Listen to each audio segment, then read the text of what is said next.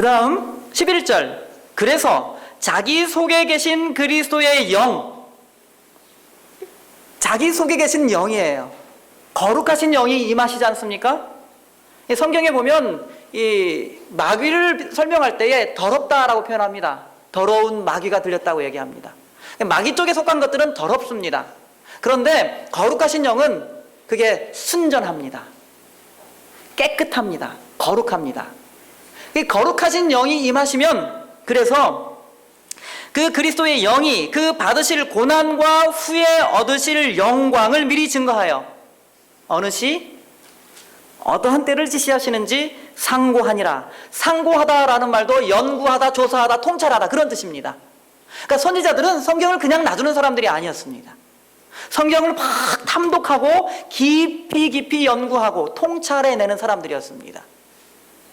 그래서 하나님의 사랑을 막 깊이 파고든 거예요. 하나님의 계획도 파고들어서 성경을 통하여 알고 하나님께서 주신 특별한 이상들을 가지고 백성들에게 전하는 사람.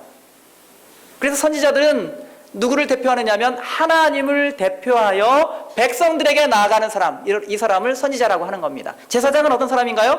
백성을 대표하여 하나님 앞에 나아가는 사람, 이게 제사장이에요. 그러니까 나가는 방향이 좀 다르죠? 특징적으로 말씀드린다면 그렇습니다. 제사장은 백성들을 대표하여 하나님 앞에 나가는 사람이고, 선지자는 하나님을 대표하여 백성들에게 나가는 사람이에요.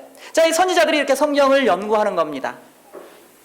12절, 이 섬긴 바가 이렇게 성경을 낱낱이 철저하게 샅샅이 연구하고 살핀 것이 너희를 위한 것임이 계시로 알게 되었으니 이것은 하늘로부터 보내신 성령을 힘입어 복음을 전하는 자들로 이제 너희에게 고한 것이요. 복음은 성령을 힘입어 전파하는 것입니다. 거룩하신 영이 임하시고, 그래서 말씀을 하고 싶은 충동에 사로잡혀서 그래서 말씀을 전하는 겁니다. 그런데 그 다음 말씀 뭐라고 기록됐냐면, 이제 너희에게 고한 것이요, 다음에 뭐라고 되어 있습니까? 천사들도 살펴보기를 원하는 것이니라. 천사가 살펴보기를 원하는 것. 살펴보다라는 말은 또 재미있는 말입니다. 뭐냐면 살펴보다라는 말은 이게 몸을 이제 구부려가지고 이렇게 구부려가지고 살펴보는 거예요. 여러분 어릴 때 혹시 이 땅에서 개미들이 이 구멍에서 막 올라오는 거 보셨습니까? 그 속이 궁금하지 않습니까? 그래서 뭐 길다란 풀 길게 난 것도 이렇게 넣어보고 그러면 개미가 이렇게 따라 올라오기도 하고. 왜냐하면 그 속이 궁금하니까. 그렇죠. 천사들은 선지자들이 연구했던 그 진리들을 어떻게 봤냐면 이렇게 살펴본 겁니다. 호기심으로, 너무나 알고 싶어서, 너무나 궁금해서. 이게 성경을 연구하는 사람들의 모습입니다. 그러면 그 속에 있는 것들을 너무나 알고 싶어서, 어제 잠깐 저녁에 드린 말씀을 복습해 보면 하나님께서 우리에게 아버지를 주시고 어머니를 주셨습니다. 창세기 1장 27절에서는 하나님께서는 사람을 창조하시되 남자와 여자를 창조하셨는데, 그 창조하다라는 말의 뜻은 원래 우리 교단의 하딩 박사님만 그렇게 얘기해요. 뭐라고 얘기하느냐면 창조하다, 그 원래 원어는 뭐냐면 바라라는 말인데, 그 바라라는 말은 바르라는 말에서 파생되어 온 말인데, 그 바르라는 말의 뜻은 뭐냐면 아들이라는 뜻이라는 겁니다. 넓은 의미로는 아들을 낳다라는 뜻이라는 거예요. 그러니까 하나님이 사람을 창조하시되 남자와 여자로 창조했다라는 말은 뭐냐면 하나님이 낳으셨다라는 거예요. 어제 말씀을 못 들으신 분은 굉장히 의아하시죠? 자, 그것이 확인된 곳이 어디냐면 십자가입니다. 하나님께서 아담의 갈빗대로 여자를 만드셨는데, 갈빗대를 취하려면 그 옆구리에서, 그 허리에서 갈빗대를 취하시고 여자를 창조하시려고 하면 이게 먼저 이 옆구리를 가르면 뭐가 나온다고요? 피가 흐를 수밖에 없는 거예요. 다시 말하면 아담과 하와는 하와를, 이 여인을 존재하게 한, 이 땅에 존재하게 한 남성, 일반적으로 아버지라고 합니다. 아버지, 나를 이 땅에 존재하게 한 남성이죠. 하와를 존재하게 한 남성 아담이었습니다. 아담의 갈빗대를 가지고 여자를 만드셨어요. 하와를 만드신 겁니다. 그러니까 그 갈빗대를 꺼내려면 반드시 필연적으로 피를 흘려야만 되는 거예요. 그래서 아담과 하와는 무엇으로 맺어진 관계냐면 피로 맺어진 관계입니다. 그리고 그 다음에 아담과 하와는 뜨겁게 사랑을 해서 부부관계를 맺습니다. 이 세상에서 사람들이 이루는 가장 강한, 가장 밀접한 관계는 부모와 자식 간의 관계입니다. 피로 맺어진 인연이죠. 그것 이상의 관계는 없습니다. 그런데 또 하나의 밀접한 관계가 있는데 그건 무엇이냐면 남과 남이, 남남이 만나서 이룰 수 있는 가장 큰 사랑은 뭐냐면 부부밖에 없습니다. 그런데 아담과 하와를 봤더니 그 부부 관계의 원초적인 그 인연은, 그 맺어짐은 무엇이냐면 피로 맺어진 관계라는 것입니다. 그래서 처음부터 부부는 쉽게 이게 갈라설 수 있는 그런 인연이 아닙니다. 왜냐하면 하나님께서 피로 인하여 이 피라는 끈을 가지고 이게 핏줄로 이렇게 꽉 얽어매셨기 때문에 부부와 부모 자식 간의 관계를, 가족을, 그래서 그 관계는 매우 매우 강한 관계예요. 다른 어떤 모든 위협에, 모든 저항에, 모든 박해를 이길 수 있는 그런 강함이 있는 곳이 가정입니다. 십자가는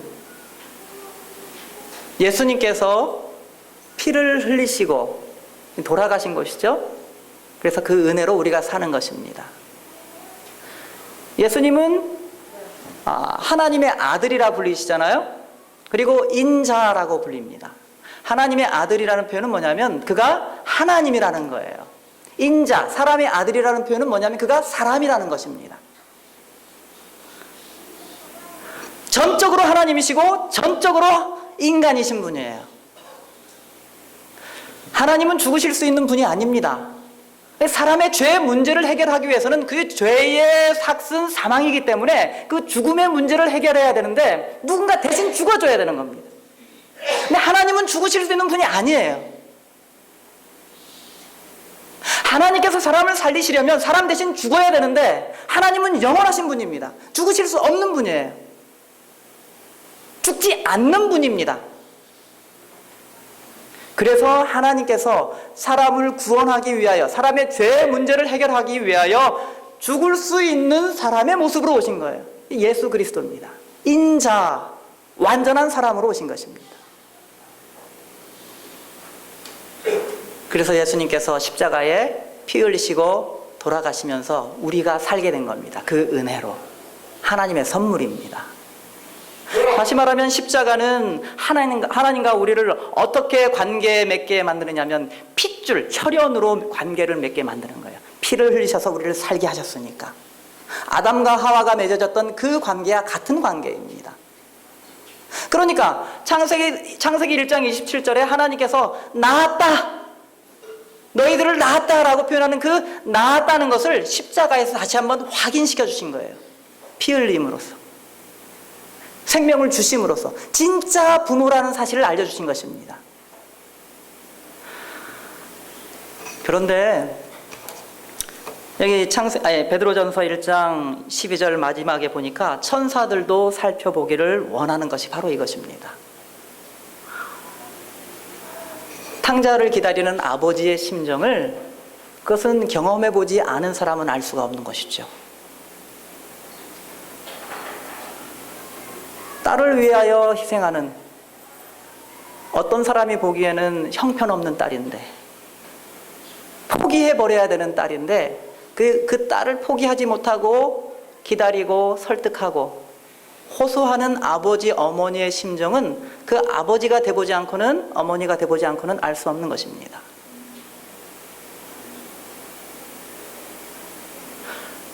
그래서 하나님께서는 우리에게 아버지를 주시고 어머니를 주셔서 아들을 주시고 딸을 주셔서 잘못한 아들, 딸들을 용서하고 살 끝까지 최선을 다해서 돌아오게 하고 살리려고 하는 아버지, 어머니의 심정을 자식들이 보게 만든 겁니다.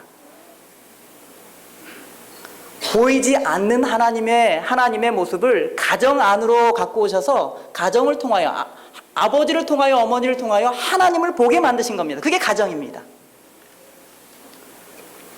근데 천사들은 시집 장가를 간다 안 간다? 안 갑니다. 마태복음 20장, 22장, 29절인가요? 그 이하에 보면 예수님께서 말씀하십니다. 구원받은 다음에는 너희들이 시집가고 장가가는 일 없다. 사람은 시집가고 장가가서 아이를 낳는 일은 재림 직전에 멈춥니다. 예수님 재림 후에는 우리가 시집 장가가는 새로운 일이 없어요. 예수님께서 그렇게 말씀하시니까. 근데 천사들은 아이를 낳는 일이 없습니다. 남녀가 없기 때문에 그렇습니다. 남성으로 표현되긴 하지만 그런데 천사들은 시집가고 장가가는 결혼하는 일이 없어요. 결혼 안 하니까 천사들은 이제 부모에 대한 것, 자녀에 대한 것, 말하자면 여기 아들 천사, 딸 천사, 저희 고조 할아버지, 고조 할머니 천사 이런 게 없어요. 아줌마 천사 그런 게 없습니다. 말 안 듣는 딸 천사 그런 게 없어요. 다시 말하면 모든 아버지들이 겪는, 어머니들이 겪는 자식에 대한 그 뜨거운 사랑을 경험적으로는 모르는 거예요. 그 말은 무슨 뜻이냐면 십자가에서 하나님께서 사람이 되셔서 그 굴욕을 당하시면서 인간의 모습으로 오시는 것은 하나님께 치욕이기 때문에 하나님은 굴욕입니다. 그 모습으로 오셔서 말 안 듣는 죄인들, 그들을 살리기 위하여, 그러니까 여러분과 접니다. 이 안에 이게 들춰보면 이게 다 죄덩어리인데 악한 분인데 이러한 우리를 살리기 위하여 십자가에 달리는 것을 그 딸을 낳아보지 아니한 천사들, 아들을 낳아보지 아니한 천사들은 그게 경험적으로 알 수 있는 일이 아니에요. 그래서 모든 것이 다 천사보다 열등할지 모르겠지만 그런데 천사보다 월등한 게 있는데 그게 뭐예요? 아버지의 마음, 어머니의 마음, 다시 말하면 창조주 하나님의 마음을 모든 아버지들, 모든 어머니들, 정신 차린 아들, 딸들은 알 수 있도록 만들어 놓으신 겁니다. 놀랍죠? 그러니까 하나님께서 이 사람을 창조하신 것은 놀라운 일인 것 같아요. 온 우주에 이렇게 창조하신 그 피조물이 없는 것 같아요. 하나님께서 한 사람 한 사람 창조하실 수 있지만 그 창조의 능력을 누구에게 부여하신 겁니까? 아버지에게, 어머니에게 주셔서 아버지, 어머니가 이제는 창조하도록 만들어 놓은 거예요. 그래서 아버지, 어머니는 이 땅에 있는 하나님과 같은 존재입니다.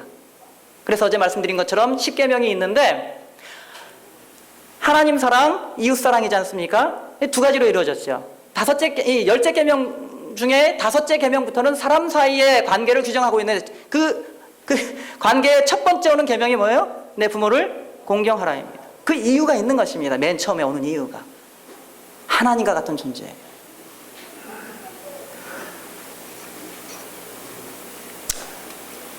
그래서 하나님께서는 낳으셨다라고 표현하고 예수님은 하나님 아버지를 아버지라 부르라 그렇게 표현하신 거예요. 아버지는 우리에게 생명 주는 분이, 존재하게 하는 분이잖아요. 하나님은 우리를 존재하게 하는 분, 창조주이십니다. 그래서 아버지라고 부르도록 그렇게 만드신 거예요. 자, 마태복음 16장에 있는 말씀입니다. 마태복음 16장 21절에 있는 말씀입니다. 마태복음 16장 21절부터 있는 말씀입니다. 21절부터 24절까지 보도록 하겠습니다. 이때로부터 예수 그리스도께서 자기가 예루살렘에 올라가 장로들과 대제사장들과 서기관들에게 많은 고난을 받고 죽임을 당하고 제3일에 살아나야 할 것을 제자들에게 비로소 가르치시니 베드로가 예수를 붙들고 가나여 가로되 이 개역 개정 성경에는 어떻게 나와 있습니까? 베드로가 예수님께서 내가 고난을 받고 비참하게 죽임을 당하고 그런데 제3일에는 살아날 것이라 라는 말씀을 미리 하셨습니다.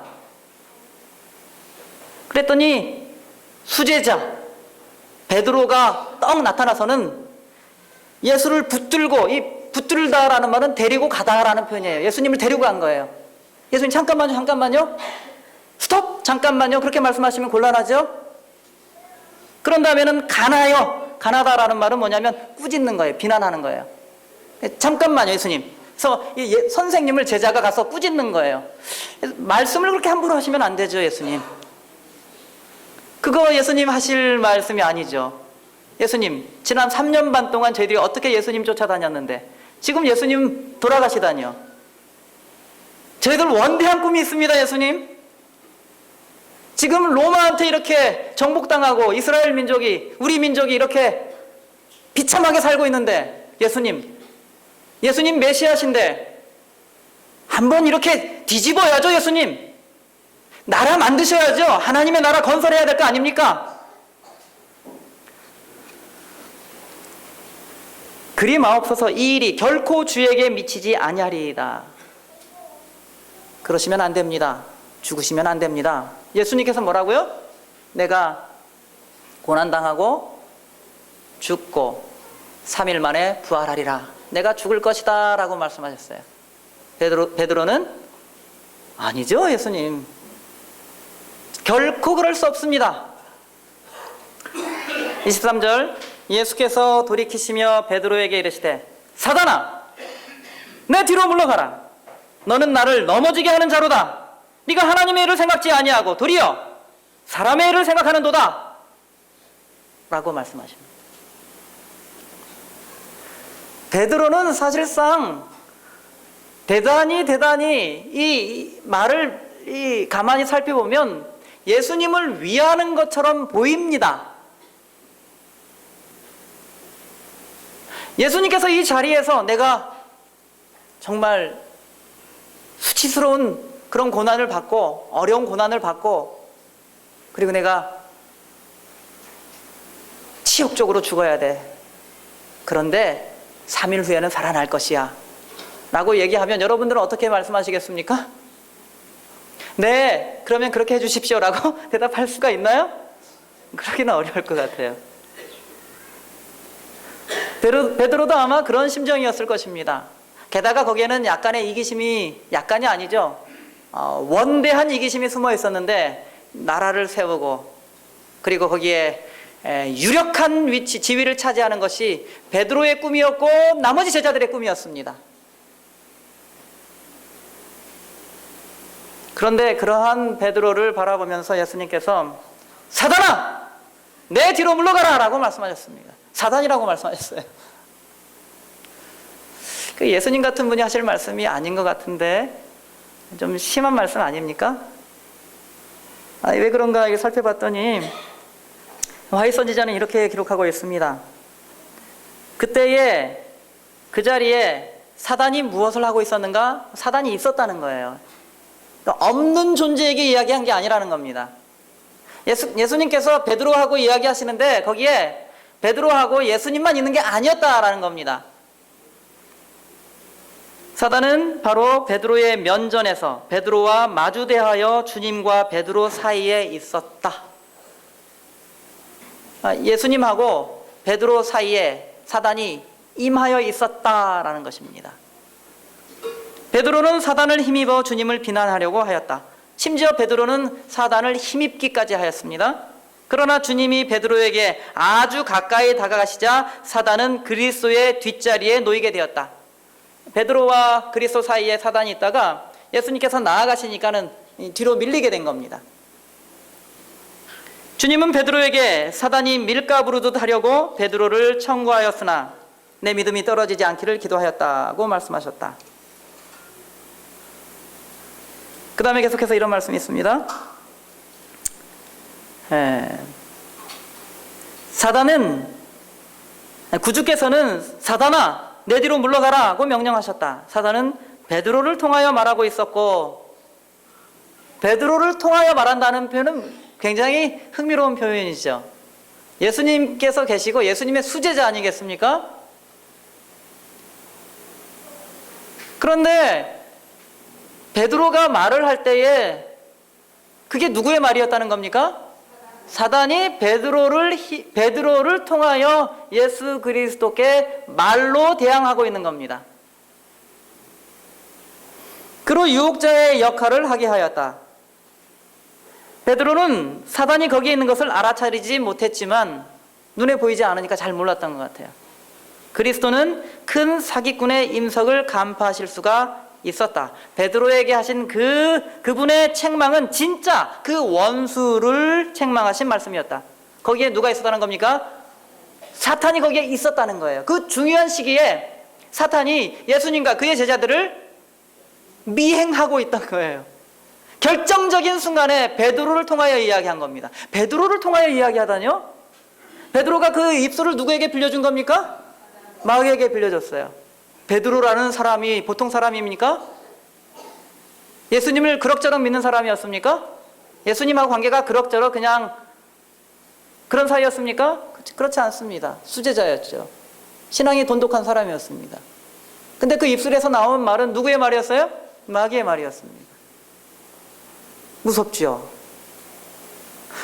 우리가 언제든지 우리의 마음을 지키지 아니하면 여기에 누가 임한다는 겁니까? 임합니다.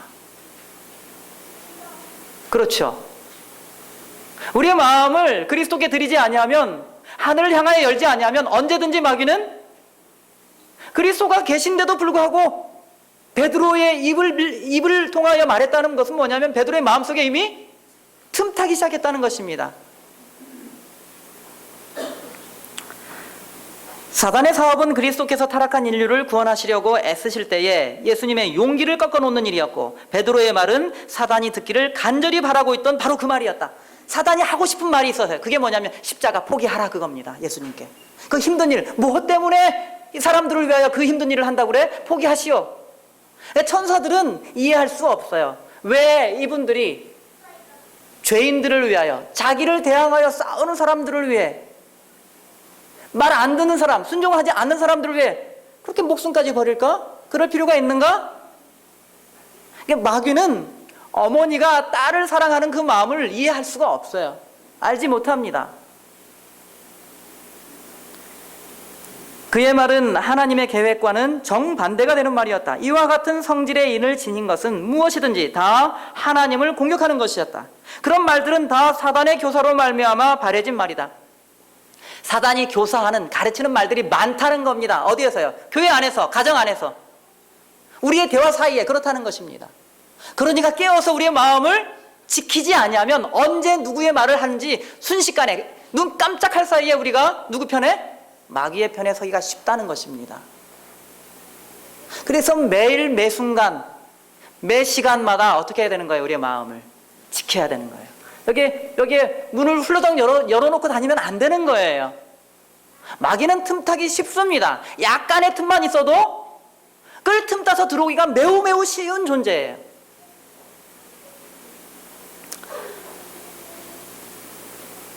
왜냐하면 그런 말들은 하나님께서 그분의 율법을 옹호하시고 그의 신민들을 다스리시며 타락한 인류를 구원하시기 위하여 그분이 고안하실 수 있는, 하나님께서 생각해내실 수 있는, 하나님께서 만들 수 있는 단 하나밖에 없는 유일한, 단 하나밖에 없는 계획, 그게 뭘까요? 십자가입니다. 하나님께서 사람을 구원하실 때 쓰실 수 있는 유일한 방법이 뭐예요? 십자가입니다. 하나님의 유일한 방법이에요. 십자가가 아니면 죄인은 구원받을 길이 없습니다. 그러니까 베드로는 뭘 얘기하고 있는 겁니까? 십자가 반대하는 편에 선 거예요. 이 일이 당신에게 미치지 못하리이다. 절대 안 됩니다. 결코 그럴 수 없습니다. 결코 죽지 아니할 것입니다.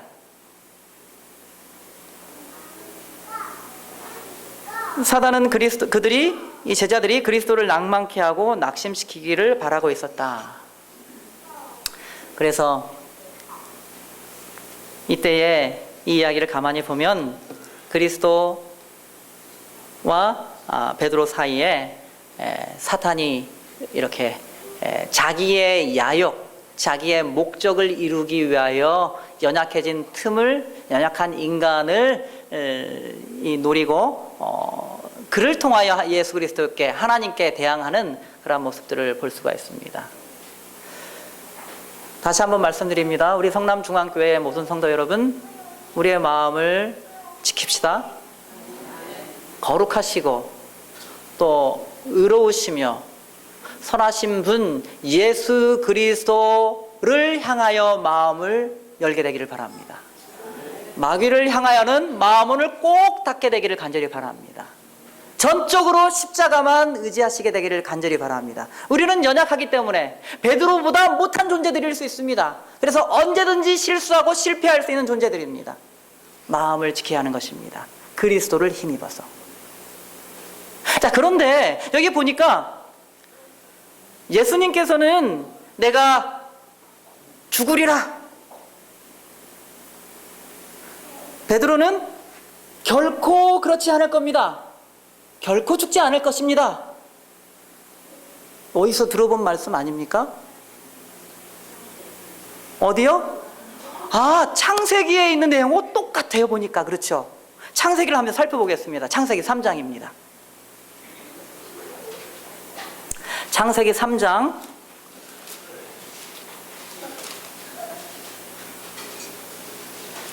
1절부터 좀 살펴보겠습니다. 창세기 3장 1절부터 3절까지 있는 말씀입니다. 여호와 하나님의 지으신 들짐승 중에 뱀이 가장 간교하더라. 뱀이 여자에게 물어 가로되 하나님이 참으로 진짜 너희더러 동산 모든 나무의 실과를 먹지 말라 하시더냐? 하나님께서 그렇게 말씀하셨어요? 안 하셨어요? 그렇게 말씀 안 하셨죠? 뭐라고 하셨는데요? 다 먹고 선악을 알게 하는 나무의 실과 하나는 먹지 말라 그랬어요. 하나만. 그랬죠? 그러니까 이 하나님의 지으신 들짐승 중에 뱀이 가장 간교하다. 어떤 성경은 뱀이 가장 지혜로운 것은 뱀이었다. 이렇게 번역하는 성경들이 있습니다. 이게 정확한 번역입니다. 하나님이 뭘 창조하시면, 뭘 만드시면 그게 간교하게 만들어질 수가 있을까요? 없을까요? 흉측하게 만들어질 수 있을까요? 없을까요? 없어요. 그럴 수 없습니다. 하나님의 품성이 그런 분이 아니에요.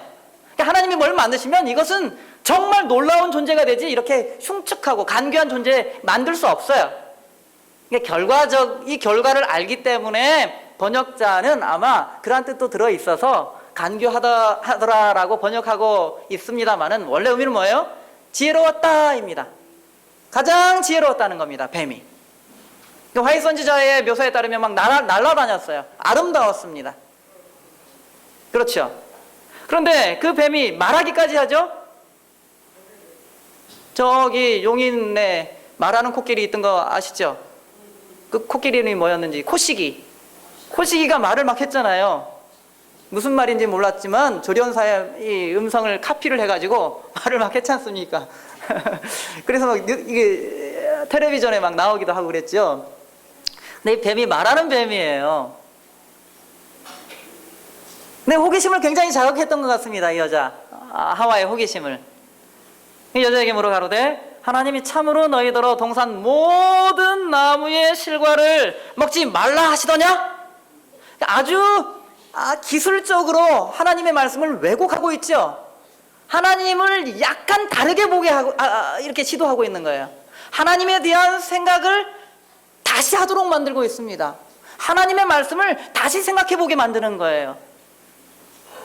여자가 뱀에게 말하되 들은 바죠. 동산 나무의 실과를 우리가 먹을 수 있으나 동산 중앙에 있는 나무의 실과는 하나님의 말씀에 너희는 먹지도 말고 만지지도 말라. 너희가 죽을까 하노라 하셨느니라. 그거 먹으면 죽는다던데? 라고 아주 정확하게 대답했어요. 3절 4절입니다. 뱀이 여자에게 이르되 너희가 결코 죽지 아니하리라. 하나님은 먹으면 어떻게 된다고요? 죽는다라고 했습니다. 뱀은요 결코 죽지 아니하리라 라고 이야기했어요. 그 이야기를 듣고 하와는 어떻게 했나요? 먹는 데는 뭐가 필요했을까요? 용기, 그리고 뭐요? 결심, 그리고 뭐요? 네? 마음, 그리고요. 여기 결정적으로 필요한 게 있습니다. 먹으려면. 뭐가 필요하냐면, 먹으려면 믿음이 필요해요. 믿음이 없으면 먹을 수가 없습니다. 확신이 없으면 먹을 수 없는 거예요. 절대적으로 하나님께서 말씀하셨는데 그거에 반하는 행동을 하기 위해서는 뭐가 필요하냐면 믿음이 필요해요. 누구에 대한 믿음인가요? 뱀에 대한 믿음이 필요한 거예요. 이 여자는 믿음으로 먹었습니다. 그를 신뢰함으로 먹었어요. 하나님을 불신했어요. 하나님께 대항했습니다. 하나님으로부터 돌아섰습니다. 뱀과 연합했어요. 그의 말에 귀를 기울였어요. 그래서 그의 말을 듣고 다시 봤더니 그게 탐스럽게 보인 겁니다. 무슨 뜻이에요? 뱀의 이야기가 그럴듯하게 설득이 되어진 거예요. 마음이 변했어요. 하나님을 향했던 마음이 변한 겁니다. 먹는 데는 뭐가 필요하다고요? 믿음으로 먹는 거예요. 믿음으로 안 먹고 믿음으로 먹고예요. 생명과는 믿음으로 먹어야 돼. 믿음 없이 먹으면 어떻게 될까요? 글쎄 뭐 조금 더 살 수 있을지 모르겠지만 믿음이 필요해요. 믿음으로 먹고 믿음으로 안 먹고예요. 레위기서에 나온 거, 먹는 거 안 먹는 거, 부정한 거, 정결한 거 뭐예요? 믿음으로 정결한 거 먹고 믿음으로 부정한 거 안 먹고입니다. 안 먹을 때 뭐가 필요하다고요? 믿음이 필요한 거예요. 그렇죠? 믿음의 문제, 먹는 것은 무슨 문제냐면 믿음의 문제입니다. 믿고 먹고 믿고 안 먹는 거예요. 하나님께서 정하신 거, 애초부터 정하신 거예요. 자, 그런데 이 말씀의 원조가 되는 창세기 2장 16절부터 있는 말씀 보겠습니다. 아담이 처음 만들어졌을 때예요. 창세기 2장 16절. 여호와 하나님이, 자, 다시 말씀드리지만, 그래서 레위기서에 나타나 있는 그 먹고 안 먹고 하는 것은 무슨, 그건 의식법이다. 그거는 말이 안 돼요. 그렇죠? 왜냐하면, 시간이 조금 길어져도 용서하십시오. 이 하나님께서 하신 말씀 가운데는 그게 시효가 있어요. 시효. 우리가 음식물을, 물건을 사면 그게 시효 일자가 있잖아요. 언제까지만 먹어라. 그게 있잖아요. 10계명은 언제부터 언제까지 지키면 될까요? 창조 전부터 있었고 영원한 겁니다. 하늘나라 가서 10계명 지킬까 안 지킬까요? 10계명의 조목은 사라질지라도 그 정신 자체, 법 자체가 늘 있는 거예요. 영원히 있는 거예요. 결혼은 언제부터 언제까지 한다고요?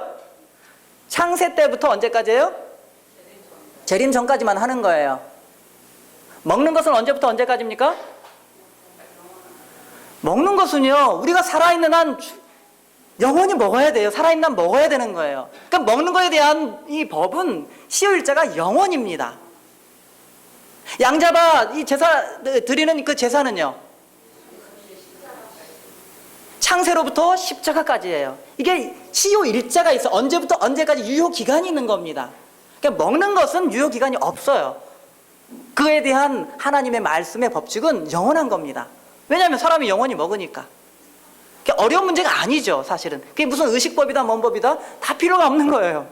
사람이 존재를 어떻게 하느냐에 따라서 그것은 우리에게 적용되기도 하고 적용되지 않기도 하는 것들입니다. 자, 그런데 여기에 창세기 2장 16절 보면 여호와 하나님이 그 사람에게 명하여 가라사대 그랬습니다. 명하다라는 말은 이 영어로는 command라고 되어 있어요.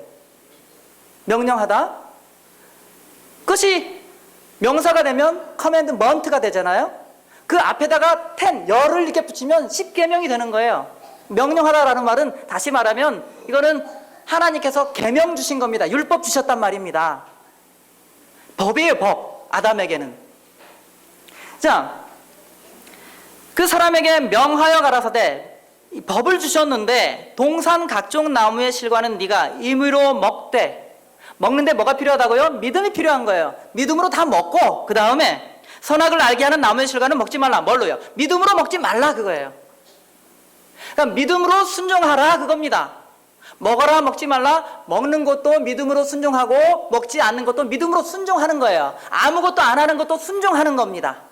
아셨죠? 그러니까 하나님께서 뭘 요구하시냐면 믿음과 순종을 요구하시는 거예요. 하나님의 말씀에 대한. 그렇게 되면 어떻게 되나요? 내가 먹는 날에는 정녕 죽으리라입니다. 다시 말하면 먹지 않는다면 살리라예요. 얼만큼? 영원히. 하나님이 세상을 이처럼 사랑하사. 하나님의 사랑. 율법을 이렇게 여러분 뭐가 있어요? 율법, 십계명, 요약하면 이웃사랑, 하나님 사랑, 맨 가운데 보면 사랑, 사랑이에요. 하나님이 세상을 이처럼 사랑하사. 율법을 보면 하나님의 사랑이 나타나 있지 않습니까? 이는 저를, 독생자를 주셨으니 이는 저를 믿는 자마다, 믿음, 멸망치 않고 영생, 영원한 생명, 이게 우리의 소망입니다. 우리의 소망은 예수 그리스도시지만 우리가 그렇죠? 영생이에요. 사랑과 믿음과 영생 똑같습니다. 여기도 믿음이 필요한 거예요. 하나님의 말씀. 하나님은 사랑이십니다. 그리고 먹지 않을 때 영생하는 거예요. 원리가 똑같습니다. 그러니까 하나님께서는 그걸 먹으면 죽는다라고 사람에게 말씀하셨고, 사람의 귀에다가 말씀하셨고, 하와는 그것을 잘 대답했어요. 사실은 마귀는 죽지 않는다라고 했습니다. 똑같은 것이 베드로와 예수 그리스도의 대화 가운데 예수님은 죽겠다, 죽는다라고 말씀하시고, 마귀는 죽지 않는다, 결코 죽지 않는다, 이 일이 당신에게 미치지 아니할 겁니다, 죽지 않습니다. 같은 싸움이죠. 창세기 3장에서는 그래서 하와가 믿음으로 먹습니다. 하나님을 믿음으로, 하나님의 말씀을 신뢰함으로가 아니고 뱀의 이야기를 듣고 그럴싸해서 받아들였고, 그리고 동의했어요. 그리고 확신했습니다. 믿었어요. 먹었습니다. 그래서 금방 죽었죠? 안 죽었어요. 안 죽습니다. 죽어야 되는데 왜 안 죽은 겁니까? 죄의 삭은 뭔데요? 사망인데 왜 안 죽었어요?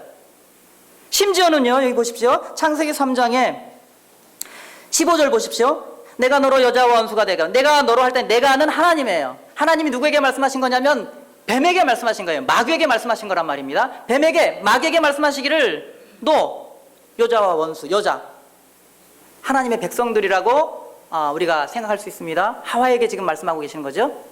원수가 되게 하고 너의 후손도 여자의 후손과 원수가 되게 하리니. 그런데요, 여자의 후손, 그러면 여자의 후손이라는 말은 여자가 어떻게 할 거라는 거예요? 죽을 사람이 아이는 뭐하러 낳습니까? 죄를 지면 죄인이 죽어야 되잖아요. 그런데 왜 죄인에게, 죽을 죄인에게 후손 얘기 왜 하는 겁니까? 아이를 낳는 거 왜 하는 겁니까? 왜 하는 겁니까? 죽을 수 없도록 만들어 놓겠다, 하나님의 의지예요. 너희들은 내가 죽게 할 수 없다, 그거예요. 16절 또 여자에게 이르시되 내가 너에게 잉태하는 고통을 크게 더하리니 네가 수고하고 자식을 낳을 것이며, 자식 낳게 하겠다는 겁니다. 너는 남편을 사모하고 남편은 너를 다스릴 것이니라. 남편하고 살겠다, 그거예요. 하와에게는 이게 복음이었을까요? 모든 남성 신도 여러분, 하와가 이렇게 먹을 거 갖고 와가지고 남자도 먹게 하고 죄 짓고 다 죽게 만들었잖아요. 여러분 선택하십시오. 같이 살 겁니까? 안 살 겁니까? 이게 같이 살기가 어려워요. 하나님께서 개입하지 않았으면 아담과 하와는 이혼했을 겁니다. 어떻게 같이 살겠습니까? 죽게 만들었는데. 그런데 하나님께서 개입하셔서 사랑하게 하셨어요. 후손은 어떻게 해야만 낳는 거예요? 용서하고 받아들이고 용납하고 그리고 화해하고 사랑해서 아이를 낳는 거잖아요. 아담과 하와가 사랑하게 만드신 겁니다. 용서하게 하셨어요. 그래서 애초부터 혈연으로 이렇게 두 사람이 이렇게 이어지도록 만드신 겁니다. 그래서 여기 보면 죽을 사람에게, 죽음을 선고받을 사람에게는 합당하지 않은 선고들이 계속 나옵니다. 어떻게 하면 살 수 있을지 살 소망을 계속 주고 계세요. 남자에게 여자에게 산다 이거예요. 살 수 있다 그겁니다. 근데 그 살 수 있다는 다시 영원한 생명, 그거 다시 회복할 수 있다라는 소망을 어디에 두고 있느냐 하면 창세기 3장 15절에서는 여자의 후손에게 두고 있고, 그 여자의 후손을 당장 눈앞에서 아담과 하와에게서 상징적으로 나타냅니다. 그가 와서 할 일, 그게 뭐예요? 21절입니다. 창세기 3장 21절. 죄송합니다. 시간이 조금만 더 하겠습니다. 자, 21절. 여호와 하나님이 아담과 그 아내를 위하여 무슨 옷이에요? 가죽옷입니다. 가죽옷을 지어 입혔다라고 했어요. 그러니까 죽음이 선고되어야 되는데 유일한 죽음은 가죽옷의 주인만 당한 겁니다. 사람은 죽지 않았어요. 사람은 계속 살 수 있는 방법, 살 소망, 희망만 계속 주시고, 그리고 죽지 않게 만들어 놓으십니다. 십자가는 사람이 죽을 수 없도록 막아놓은 길입니다. 생명으로만 갈 수 있도록, 생명으로 통하는 길을 만들어 놓으신 거예요. 창세기 3장, 요한계시록 13장 8절에 보면 죽임을 당한 어린 양의 생명책에 창세 이후로 농명되지 못한, 이렇게 번역되어 있는데, 또 다른 번역은 어떻게 되어 있다고요? 창세로부터 죽임당한 어린 양의 생명책, 창세로부터 죽임당한, 창세기 때, 요때, 창조 때에, 바로 그때에 죽임당한 어린 양이라고 하고 있습니다. 그러니까 가죽옷의 주인은 누구예요? 어린 양이에요. 어린 양 누굽니까? 예수 그리스도입니다. 창세로부터 죽임당한, 창세로부터 도살당한이에요. 창세로부터 살육당한 어린 양입니다. 도살당한, 그냥 죽이는 게 아니라 도살입니다. 그래서 나온 게 가죽옷이에요. 가죽옷을 만들어서 이렇게 입혔습니다. 양을 몇 마리 잡았는지는 알 수가 없어요. 아주 끔찍한 죽음을 그때 처음 본 겁니다. 아담과 하와가. 그들의 죄의 결과를 동물의 죽음으로, 동물의 희생으로 그들이 처절하게 느낀 거예요. 그런데 옷을 이렇게 만들었습니다. 제가 입은 옷은 누구의 사이즈에 맞춰졌나요? 예, 작게 만들어졌습니다. 제가 왜 이렇게 하고 다닐까요? 작은데 배가 나오니까 이렇게 안 되고. 이 옷을 걸어놓으면 이게 누구 옷이다 우리 집에서는 다 알아요. 왜냐하면 제 옷이니까. 제 모습이 여기에 담겨져 있으니까 조금 더 멋있게. 가죽옷을 만들었습니다. 아담과 하와에게 입혔어요. 그 옷은 누굴 닮았을까요? 아담을 닮았고 하와를 닮은 겁니다. 사람을 닮은 죽은 어린 양이에요. 그 옷은 이렇게 가죽 옷이라는 거기 나온 옷의 의미는 뭐냐면 이 무릎 아래로 이렇게 내려간 긴 옷입니다. 누구의 모양이냐면 사람의 모양을 한 어린 양이에요. 예수 그리스도입니다. 사람의 죄 문제를 해결하기 위하여, 죽기 위하여, 죽을 목적으로 사람을 살리기 위하여 오신 어린 양 예수 그리스도입니다. 십자가에 달려서 우리를 위하여 죽으신 그 죽음은 우리처럼 흉측한 모습, 똑같은 모습으로 오셔서 우리의 죄를 대신하여 죽으신 겁니다. 예수 그리스도십니다. 아담과 하와는 900살이 넘게 살았는데, 그러니까 사람 모양을 한 가죽옷을 입고 자신들의 소망을 어디에 뒀을까요? 그들이 말씀을 가만히 연구해 봤더니 그게 예수 그리스도이심을 그들이 확신하고 예수님께서 오셔서 그들의 죄를 끝내시고 다시 영원한 생명을 회복하실 줄을 믿고 죽은 사람들입니다.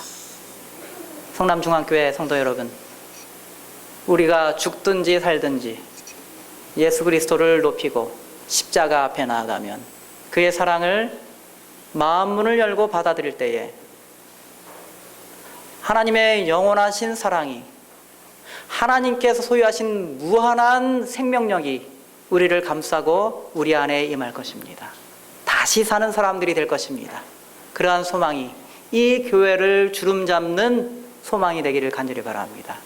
우리 모든 성남중앙교회 성도 여러분들의 가정마다 하나님의 놀라우신 사랑이 풍성히 임하시기를 간절히 바라면서 오늘 말씀 마치겠습니다.